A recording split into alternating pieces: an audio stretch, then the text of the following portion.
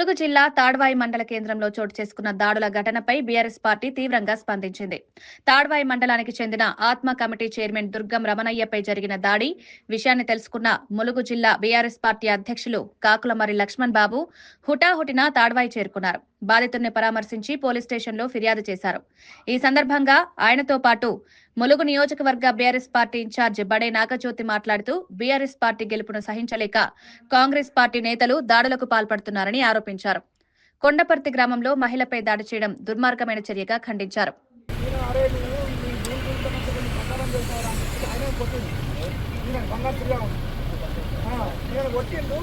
నేను కొట్టుకుంటూనే కొట్టుకొచ్చి నా మీద పడ్డాను అంతే.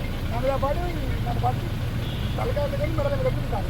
ఎగిరి పుట్టుకుంటాను తలకాయలు మెడలు పట్టి నిలుపుకుంటాను.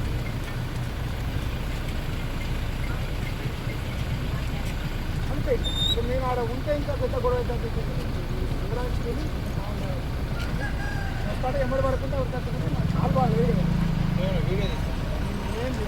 తీస్తే మీరు పెళ్లి తీసుకోండి. వీడియో తీస్తే ఇంకోటి ఆ ల్యాండ్ ఇష్యూ నేను ఎప్పుడైనా నాకు వచ్చినా తెలిస్తే మీరు ఏ యాక్షన్ తీసుకున్నా నేను వీడియో తీసుకున్నా కూడా నాకు సంబంధం లేదు. మీకు కూడా అందరి వచ్చిన చూసిన ప్రతి ఒక్కరు చెప్తారు సార్. మీరే అంతా మీడియా